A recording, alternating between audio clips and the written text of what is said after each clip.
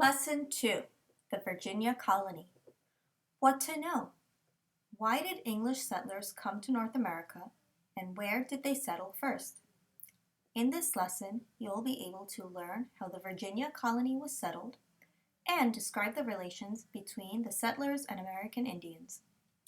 The vocabulary words you need to know are raw material, stock, cash crop, indentured servant, legislature, represent, established church, royal colony, and governor.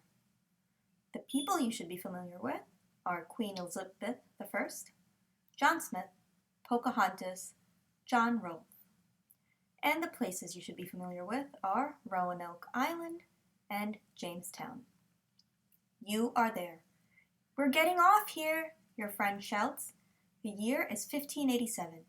You and 116 other settlers are on ships anchored off Roanoke Island, off the coast of present-day North Carolina. Earlier, English settlers had built homes and a fort on Roanoke, but they didn't like the island. They all went home to England. Maybe we'll be able to use the new houses they built, you say, as you gaze at your new home. Still, you do not have a good feeling about this place. The Lost Colony. England saw that Spain had become wealthy as a result of its colonies in the Americas. Wanting to share in that wealth, Queen Elizabeth of England encouraged her sea captains to attack Spanish treasure ships. The captured treasures increased England's wealth, and it became a powerful country.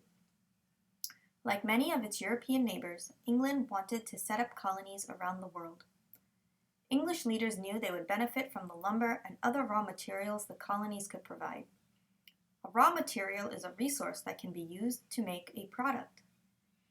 In 1584, Queen Elizabeth I told Walter Raleigh to set up a colony in North America. A year later, Raleigh sent about 100 colonists to Roanoke Island in an area he named Virginia. The first colonists did not stay long. They ran low on food, and when another English ship arrived, all the settlers left. John White led another group of settlers who arrived at Roanoke Island in 1587. These settlers also ran low on food, and they faced attacks by American Indians. White went back to England to get food and supplies, but by the time he returned, 3 years later, all the settlers were gone. What happened to the settlers remains a mystery. Some historians think they went to live with Indians on Croatoan Island because the word Croatoan was found carved on a post. Others believe that the settlers were killed in a battle with Indians. Roanoke became known as the Lost Colony. Jamestown. The time was the year 1607, and the place was Jamestown, Virginia. Even though both of the settlements at Roanoke Island had failed, some English merchants wanted to start a new colony in Virginia. With the permission of King James I, these merchants set up the Virginia Company. The Virginia Company was owned by many people, each of whom had given money to set up the company. In return, each owner had received stock or a share of ownership in the company. The owners hoped the company would make a profit because if it did, each owner would make money. In 1607, 3 ships sent by the Virginia Company sailed into the deep bay now called Chesapeake Bay. The ships carried 105 colonists, all of whom were men. The first women colonists did not arrive until 1619. The new settlers sailed up a river they named the James River in honor of their king. They chose a spot along the shore and began to build a settlement they called Jamestown. Jamestown's location turned out to be a poor choice for a settlement. The land was low and swampy. Swamps meant mosquitoes, and mosquitoes could carry deadly diseases. Many of the colonists were not used to farm work, and they did not know how to hunt and fish in this unfamiliar land. They had come to Virginia to get rich, and they were so busy looking for gold that no one bothered to plant or gather food. When the food they had brought ran out, there was little to eat. During their first winter, more than half the colonists died. Jamestown might have been another Roanoke if it had not been for Captain John Smith, a soldier, explorer, and writer. When he became leader of Jamestown, he made an important rule for the colonists. Anyone who did not work did not eat. The colonists were soon busy planting gardens, building shelters, and putting up palisades to protect Jamestown from Indian attacks. During this time, more than 30 tribes of eastern woodlands Indians lived in Virginia. Most belonged to the Powhatan Confederacy, whose members were united under one main chief. When the colonists heard this, they gave the name Powhatan to all the tribes as well as to the chief. From the start, there were conflicts between the Powhatan and the colonists. The colonists often stole Powhatan crops. These thefts led to fighting, during which both sides would capture people. One day, while exploring, Captain Smith was captured. A legend says that Chief Powhatan ordered Smith to be killed, but the chief's daughter, Pocahontas, saved his life. Historians do not know if this story is true, but there was a short-lived peace between the colonists and the Powhatan Confederacy. During this time, both groups cooperated by trading goods. A closer look. This drawing shows what Jamestown may have looked like in the early 1600s. The first settlers built the fort. As more settlers came, additional homes were built outside the fort. We have the pasture, crops, the cannon, the dock, the James River, the church, and this entire area is the fort.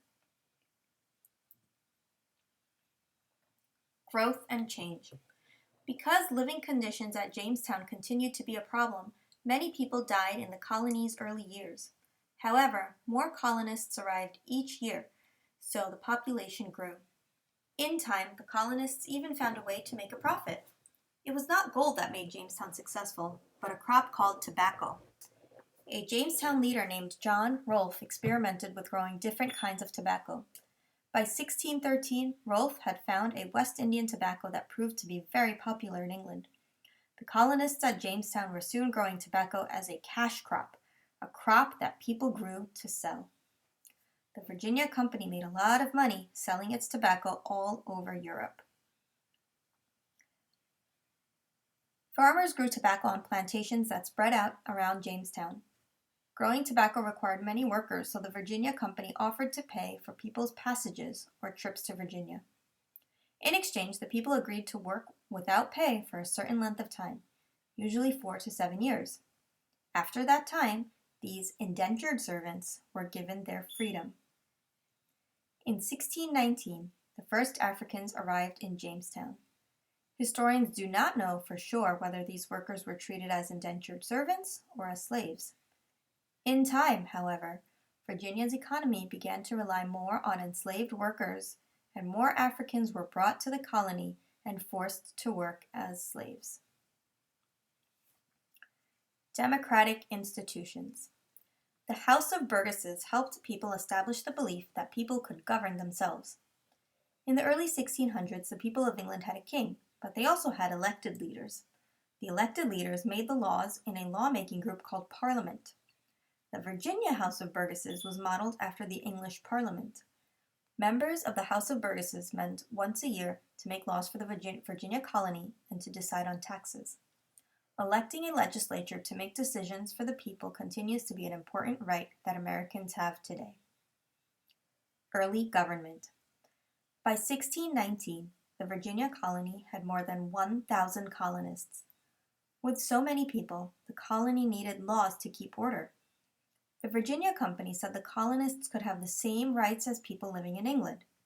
As a result, the colonists chose to set up a legislature, or a lawmaking branch of government. Virginia's legislature, called the House of Burgesses, first met in 1619. It was the first representative assembly in the English colonies. Now, colonists could elect members to represent or speak for them in government. Only men who owned property could become members and vote in the House of Burgesses. Women, indentured servants, and slaves were not allowed to hold office or even to vote. The House of Burgesses passed several laws for Virginia. One law said that everyone had to go to church on Sundays. In Virginia, religion and government were not separate. Virginia had an established church, or a church supported by the government. In Virginia, this was the Church of England, also called the Anglican Church. Laws and taxes supported the Church of England. The Powhatan Wars. As more colonists arrived in Virginia, they continued to spread out onto Powhatan lands. The Powhatans had already lost much of their land. In 1622, the Powhatans attacked and killed more than 340 colonists in order to defend their land. The colonists fought back in a series of wars, pushing the Powhatans back and taking over their remaining lands. The bloody Powhatan Wars and the depths of the Virginia Company led King James I to take over Virginia, making it a royal colony. This meant that the king owned the colony. To help run the colony, the king picked a governor who shared power with the House of Burgesses. Summary: starting in the 1580s, England set up colonies in North America. The Virginia colony developed slowly. As the colony grew, slavery was introduced and the Powhatan Wars were fought.